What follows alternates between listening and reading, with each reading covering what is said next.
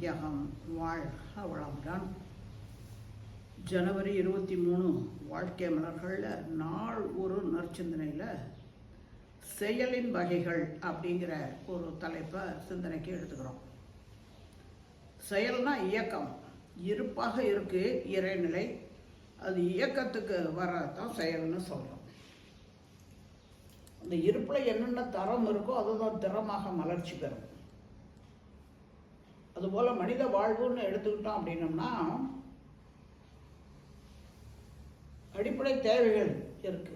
ஏன்னா பிறந்துட்டோம், பிறந்து வளர்ந்து வர வர உடல் இயக்கம் மன இயக்கத்தின் காரணமாக நமக்கு சக்தி குறையும். வரவு வந்தால்தான் செலவு செய்ய முடியும், வரவே இல்லைன்னா செலவு செய்ய முடியாது. இப்போ வரவு என்ன அடிப்படை தேவைகள்னு பார்க்கும்போது நம்ம உயிர் வாழணும், உணவு வேணும், உணவை செரிமானம் பண்ணக்கூடிய தண்ணி வேணும், வெளி சீதோஷ்ணத்திலிருந்து நம்மை காத்துக்கொள்வதற்கான உடை வசிப்பிட வேணும், இன்னும் உடல் கழிவை கழித்துக்கொள்வதற்கான வசதி வாய்ப்புகள் வேணும். இதைத்தான் இன்றைய சிந்தனையில் மகிழ்ச்சி குறிப்பிட்றாங்க. ஒவ்வொரு மனிதரும் இந்த அடிப்படை தேவைகள் கட்டாயம் ஒவ்வொருத்தருக்கும் தேவையாக இருக்குது. அதை பெறுவதற்காக முயற்சி பண்ணுறோம் எத்தனையோ வகைகளில். அது உடல் ஆற்றல், அறிவு ஆற்றல் இரண்டையும் கம்பைன் பண்ணி கூட செயல் செய்கிறோம். இதையெல்லாம் பெறுவதற்காக அந்த செயல்களுடைய வகையை அறிஞர் பெருமக்களாக இருக்கிறவங்க இந்த மனித கூட்டத்தில் யார் யார் எப்படி எப்படி இயங்கிட்டு இருக்காங்கன்னு ஒவ்வொருத்தருக்கும் ஒவ்வொரு வகையான டெசிக்னேஷன்ஸ், பட்டப்பேர் கொடுக்குறோமே அது மாதிரி கொடுக்குறாங்க. இன்னும் தனக்கு தன்னுடைய இன்பத்துக்காக, தன்னுடைய வாழ்வுக்காக, தன்னை பண்படுத்தி கொள்றதுக்காக, தன்னை பயன்படுத்துவதற்கான பண்பாடுகள், இந்த மாதிரி எல்லாம் இருக்கக்கூடியதெல்லாம் தொழில் எனப்படும். ஏன்னா உணவு வேணும்னா உழைச்சா தானே முடியும். அந்த உழைப்பு என்ற ஒரு செயல், அதை தொழில் என்று சொல்கிறோம். ஆங்கிலத்தில் ப்ரொஃபஷன்னு சொல்லுவாங்க. இன்னும் அந்த தொழில் செய்து தன்னை காத்து கொண்டு தன்னுடைய உடலை, உயிரை, மனதை காத்து சரியான முறையில் நிர்வகித்து பராமரித்து பயன்படுத்தி அந்த உலக இன்பங்களை எல்லாம் அனுபவிக்கிறாங்கன்னா அது எல்லாமே தொழில் தான். அடுத்து இந்த தன்னுடைய வினைகளை கழித்து கொள்வதற்கு மற்றவர்களோட இணைஞ்சு தான் வாழ வேண்டியவர்களாக இருக்கும். தனியாக ஒரு மனுஷன் தன்னுடைய வாழ்வியல் தேவைகளை முழுமையாக பூர்த்தி செஞ்சுக்க முடியாது. இப்போ குடும்பம் என்ற ஒரு அமைப்பு, இன்னும் சமுதாயம் சொசைட்டின்றோம், ஊர் உலகம்ன்றோம், இப்படி எல்லாருடைய உழைப்பில் ஒரு பகுதியை நம்ம பெற்றுக்கொண்டு தான் நம்முடைய வாழ்வாதாரங்களை நம்ம பூர்த்தி பண்ணுறோங்கிறது தெரியாமையே இன்றைய சமுதாயத்தில் மக்கள் வாழ்ந்துக்கிட்டு இருக்காங்க. அதனால தான் அந்த நன்றியை திருப்பி செலுத்தவும் தெரியல.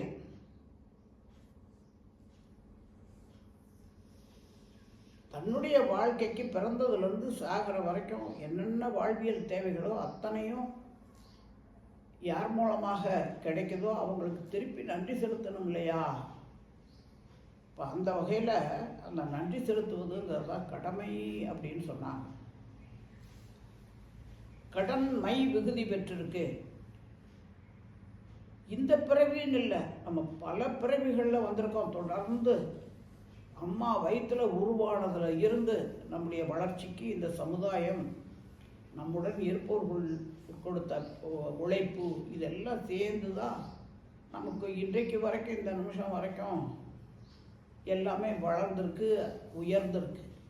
அறிவும் வளர்ந்துருக்கு, உடலும் வளர்ந்துருக்கு, எல்லாமே வளர்ச்சி அடைஞ்சிருக்குன்னா அதுக்கு காரணம் நம்மோட இருக்கக்கூடிய உழைப்பு தான். அதை நம்ம திருப்பி செலுத்தணும் இல்லையா?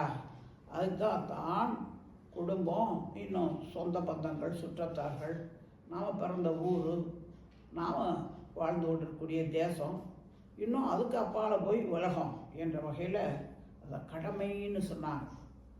எது எது முடியுமோ, ஏன்னா முடியாததை யாரும் செய்ய முடியாது, முடிஞ்சதை செய்யணும். அதுக்கு முதல்ல தன்னை தயார் பண்ணிக்கணுமே. அந்த தொழில்ங்கிற ஒன்றை வச்சு தான் அந்த தொழில்கிற செயலை வச்சு தான் தன்னை உயர்த்தி கொள்கிறான் மனுஷன், தன்னை பண்படுத்தி கொள்கிறான். அதன் பிறகுதான் பயன்பட தொடங்குறான். அப்போ கடமை அதான் மகிழ்ச்சி சொல்லும்போது கடன் மை விகுதி பெற்றிருக்கு பார். பல பிறவிகளில் பெற்ற கடன் இப்போ நம்ம உடல் ஆற்றலையும் அறிவு ஆற்றலையும் கூட திருப்பி செலுத்தணும். ஒரு சின்ன உதாரணம் சொல்கிறார் மகிழ்ச்சி. ஒரு ஆள் பேங்கில் போய் தினசரி ஸ்லிப் எழுதி கொடுத்து பணத்தை எடுத்துக்கிட்டே வர்றார். ஒரு நாள் பார்த்தாக்க பணமே இல்லை. பேங்கில் போய் எழுத்து கொடுத்தா இல்லையா பணம்ன்றார். என்ன அப்படின்னா அவருடைய முன்னோர்களாக வாழ்ந்தவங்க போட்டு வச்ச பணத்தை இவர் தினம் தினம் போய் எடுத்து வந்து செலவு செஞ்சுக்கிட்டே இருந்தார். அப்புறம் கடைசியில் ஒரு நாள் இல்லாமல் போயிடுச்சு. அதுபோல் இந்த பூமியில் எவ்வளவோ விஷயங்கள் அத்தனையும் நம்ம அனுபவிக்கிறோம். நம்ம எதிர்கால சந்தேகங்களுக்கு விட்டு வச்சுட்டு போகணும்ல. இப்போ நாமளும் கொஞ்சம் உழைக்கணும்ல. நம்ம பணத்தை அவர் பேங்கிலேருந்து எடுக்கும்போதே இவருடைய உழைப்பின் மூலமாக கொஞ்சம் கொஞ்சம் போட்டுக்கிட்டே இருந்தால் திடீர்னு ஒரு நாள் இல்லைன்னு சொல்ல முடியாதே. எப்படி இருப்பு இருந்துக்கிட்டே இருக்கும். அதுபோல் இந்த சமுதாயம், உலகம், ஊர் இதுக்கெல்லாம் செய்ய வேண்டிய கடமைங்கிறத கட்டாயம் செஞ்சாகணும் ஒவ்வொரு மனிதனும். ஆனால் அந்த இடத்துல கடமை இச்சை பலனை எதிர்பாராதேன்னு கீதை சொல்லுதுனாக்க நம்முடைய கடமைகளை செஞ்சுக்கிட்டே இருந்தோம்னா இறையாற்றல் நமக்கு அந்த செயலுக்கான விளைவை கொடுத்துக்கிட்டே இருக்கும். அதுதான் இறை நியதியை மனிதர்கள் உணர்ந்து கொள்ளணும். அடுத்து ஒவ்வொரு செயல் செய்கிறது தியாகிகள்னு சொல்லுவாங்க. தியாகம் பண்ணுறவங்க. ஆசான் அழுத்தந்தினுடைய அன்னையாரை கூட பெரிய தியாகின்னு சொல்லுவாங்க. அவருடைய மனைவி அன்னை லோகாம்பாளையும் தியாகின்னு சொல்லுவாங்க. என்ன அப்படின்னா ஒரு லட்சியத்துக்காகவோ அல்லது ஏதேனும் ஒரு காரியத்துக்காகவோ தங்களுக்கு ரொம்ப வேண்டப்பட்ட விருப்பப்பட்ட விஷயத்தை விட்டு கொடுத்துட்றது தான் அதுதான் தியாகம் அப்படிம்பாங்க. அந்த வகையில் பார்த்தோம்னாக்க மகாத்மா காந்தியடிகள் தென்னாப்பிரிக்காவுக்கு ஒரு கேஸ் விஷயமா அவர் அப்போ வக்கீலாக வேலை பார்க்குற காலகட்டம். ஒரு கம்பெனிக்காக அங்கே போய் அவர் வேலை செய்ய வேண்டிய நெசசிட்டி கட்டாயம். அங்கே போயிருக்கும்போது ரயிலில் போகும்போது முதல் வகுப்பு டிக்கெட் தான் வச்சுருக்காரு. ஆனால் அங்கே இருக்கக்கூடிய சட்டத்தின் பிரகாரம் ஆங்கிலேயர்கள் அவங்க வெள்ளைக்காரவங்க இவங்களுக்கு சமமாக மற்றவங்க உட்காரக்கூடாது, கருப்பினத்தவர்கள் அப்படிங்கிறது ஒரு அவங்களுடைய பாரம்பரியமாக எடுத்துகிட்டு வரக்கூடிய ஒரு விஷயம். ஆனால் காந்தியடிகள் அந்த பெட்டியில் உட்காண்டிருக்காரு. ஒருத்தருமே இல்லாதனால அவர் மட்டும்தான் அதனால் உட்கார்ந்தார். ஆனால் இடையில வரக்கூடிய ஸ்டேஷனில் வெள்ளைக்காரவங்க 2-3 பேர் ஏறினாங்க. ஏறிட்டு எப்படி நீ எங்களுக்கு சமமாக உட்காரல, இது போடா வெளியே அப்படின்னு தோர்த்தி அவரோட மூட்டை முடிச்சோடு அவரையும் சேர்த்து நான் டிக்கெட் முதல் வகுப்பு டிக்கெட் வச்சுருக்கேன்னு கெஞ்சுறாரு. அதெல்லாம் முடியாது, எங்களுக்கு சமமாக நீங்கள் இந்த பெட்டியில் வர முடியாது, பயணம் பண்ண முடியாதுன்னு சொல்லி மூட்டையை தூக்கி பிளாட்ஃபாரத்தில் எரிஞ்சாங்க. அப்படி எரியும் போது தான் மனிதனை அடிமைப்படுத்தி வச்சுருக்கான், மனித உரிமைகள் கிடைக்காம கஷ்டப்படுறாங்க. அப்போ இதுக்கு யார் பூனைக்கு மணி கட்டுறது? நம்மளும் நம்ம ஓட்டுக்கு ஓடி போயிடலாம் இந்தியாவுக்குன்னு மனம் சொல்லுது. ஆனால் இது யார் தான் அப்போ இதிலிருந்து விடுவிக்கிறது? எல்லா மனிதர்களையும் எனக்கு வந்து அவமானம் மாதிரி தானே மற்ற மனிதர்களுக்கும். மனிதனை அவமானப்படுத்துகிறானே, மனிதன் மதிக்க தெரியலே, இதுக்கு என்னால் என்ன செய்ய முடியும்? இதுதான் அவருடைய லட்சியமாக எடுத்ததுனால தான் அன்றைக்கு அங்கே இருக்கக்கூடிய மக்களுக்கு சுதந்திரத்தை ஆன்ம விடுதலைன்னு கூட பிற்காலத்தில் சொல்கிறார் மகர்ஷி. மகர்ஷி சொல்கிற மாதிரி காந்தியடிகளும் ஆன்ம விடுதலைங்கிற வார்த்தையை தான் உபயோகிக்கிறார். விடுதலைனா அடிமைத்தனத்திலிருந்து விடுதலை அப்படின்னாங்க. பிறகு இங்கே இந்தியாவிலேயே வந்து நம்ம ஆங்கிலேய ஆட்சியில் எல்லாரும் அடிமையாக இருந்தவங்களையெல்லாம் அதை விடுவிக்கணுங்கிறதுக்காக தன்னையே தன்னுடைய உடல், பொருள், ஆற்றல், குடும்பம் அத்தனையும் அர்ப்பணம் பண்ணினார் காந்தியடிகள். அதைத்தான் தியாகம் அப்படி சொல்லுவாங்க. ஏதோ ஒரு லட்சியத்துக்காக, ஒருத்தருடைய விருப்பத்துக்காக அல்லது பலருடைய நன்மைக்காக என்று ஏதேனும் ஒன்றை கடைப்பிடிக்கிறது. அதே காந்தியடிகள் கடைசி காலத்தில் சொல்வார், சுதந்திரம் விடுதலைன்னு. நான் அதுலேயே ஈடுபட்டு இருக்கேன். கடைசியில் இறை உணர்வை மறந்துடுவேன் போல இருக்கு, இறை இணைப்புக்கு போகிறது தான் வாழ்வின் நோக்கமே அப்படின்னு சொல்லுவார். அதுபோல் தியாகிகள்னு சொல்லக்கூடியவங்க ஏதேனும் ஒரு சமயத்தில் ஒரு உணர்ச்சி வயப்பட்ட நிலையில் தன்னை அர்ப்பணிச்சுக்குவாங்க. அதுபோல தான் பாரதியார் சொல்லுவார், ஊருக்கு உழைத்திடல் யோகம்னு சொல்லுவார். அதுபோல் சின்னம்மாள் ஆசான் அழுத்தந்தினுடைய தாயார் அவங்களும் அப்படி தான் ஊருக்காகவே ஓடி ஓடி ஓடி ஓடி உழைச்சவங்க. ஏன்னா எல்லாரும் நல்லா இருக்கணும் அப்படிங்கிறதுக்காக தன்னையே எல்லா வகையிலையும் சிரமப்படுத்திக்கிட்டாங்க. அப்போ பக்கத்து வீட்டுக்காரர் கேட்குறாரு, ஏம்மா ஓடி ஓடி இந்த ஊருக்காக உழைக்கிறேன், யார் வீட்டில் என்ன கஷ்டம்னாலும் ஓடி போய் செய்கிறையே, அதுக்காக ஒரு காசும் நீ வாங்கிறதில்ல. அங்கே தான் ஏன்னா எதிர்பார்ப்பின்றி ஏமாற்றமின்றி தங்களுடைய கடமைகளை செய்யணுங்கிறத தான் அந்த இடத்துல வலியுறுத்துகிறாங்க. தியாகம் செய்கிறதுக்கு கூட தியாகின்னா எந்த எதிர்பார்ப்பும் இருக்கக்கூடாது. அந்த நிலையில் செயல் செய்கிறவங்கள தான் தியாகிகள்னு சொல்லுவாங்க.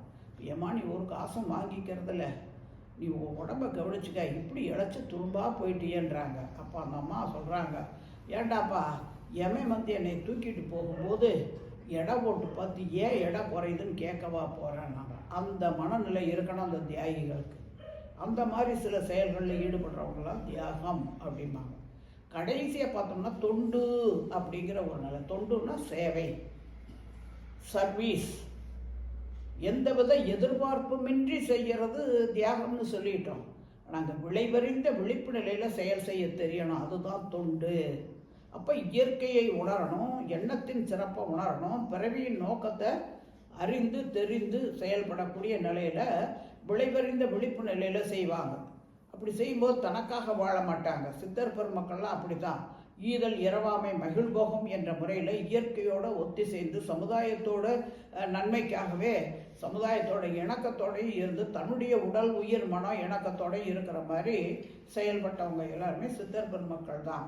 அப்போ அந்த வகையில் அந்த தொண்டுங்கிறது தான் கடைசியாக மனித வாழ்க்கையில் இருக்கக்கூடியது. அதுதான் முழுமை பெற்ற வாழ்க்கைக்கு அடையாளம்னு அதற்கான ஒரு வாழ்க்கை நெறிகளை தான் மன வள கலை யோக பயிற்சியாக்கி நம்முடைய குரு மகான் அருள் தந்தை வேதாத்ரி மகரிஷி அவர்கள் எல்லாரும் அருள் தொண்டு செய்யறதுக்கான வாய்ப்பை முதல்ல பண்படுங்க, அதன் பிறகு பயன்படலாம்.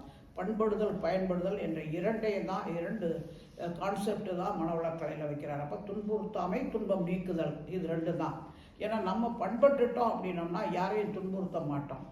அப்போ நம்ம மற்றவங்களுக்கு பயன்படணும் அப்படின்னாக்கா பிறருடைய துன்பத்தை கண்டு சகிக்க முடியாமல் அந்த துன்பத்தை நீக்குவதற்கான ஒரு உயிருடைய எழுச்சி, அறிவுடைய எழுச்சி இயல்பாக ஏற்படணும். இதுதான் தொண்டுங்கிறதுக்காக இந்த மனிதர்கள் எத்தனையோ பேர் எத்தனையோ செயல்பாடுகளில் ஈடுபட்டிருந்தாலும் கூட அதை 4 வகைகளில் நம்முடைய குருமகான் சொல்கிறார்.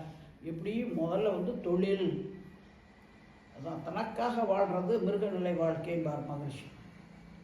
இன்னும் பல மகான்கள், சுவாமி விவேகானந்தர் கூட அப்படி தான் சொல்வார், தனக்காகவும் மற்றவர்களுக்காகவும் வாழ்கிறது மனித வாழ்க்கை, மற்றவர்களுக்காக என்று வாழ்வது தான் மனித வாழ்க்கை. அப்போ மற்றவர்களுக்காக என்று வாழ்கிறதான் தொண்டுங்கிறல. அந்த மாதிரி தொண்டு செஞ்சவங்களுடைய வரலாறுகள் தான் நம்ம பிற்காலத்தில் வரக்கூடியவங்களாம் ஒரு மாடலாக எடுத்துக்கிட்டு அந்த பாடங்களாகவும் படிக்கிறோம் பள்ளிக்கூடத்தில். தொடர்ந்து அவங்கள நமக்கு ஒரு முன்மாதிரிகளாகவும் எடுத்துக்கிட்டு அந்த லைஃப் ஸ்டைலை நம்ம பின்பற்றுவதற்கும் நம்ம முயற்சி பண்ணுறோம். அதன் மூலமாக நம்முடைய வாழ்க்கை மேலும் நம்ம மற்றவர்களுக்கு ஒரு முன்மாதிரியாக திகழ முடியுங்கிறதுக்கு தான் மனவளக்கலை யோக பயிற்சிகளில் மாமனிதராக உயர்வதற்கான அத்தனை பயிற்சி முறைகளையும் மகிழ்ச்சி நமக்கு வடிவமைச்சு கொடுத்துருக்காங்க. அதையும் நம்ம தொண்டு செய்யணுங்கிற ஒரு முறையிலேயே நம்ம மேம்படுத்தி கொள்வதற்கு அன்றாட சத்சங்க தொடர்பை வைத்துக் கொள்வோம் என்று கூறி இந்த சிந்தனையை இந்த அளவில் நிறைவு செய்வோம். வாழ்க.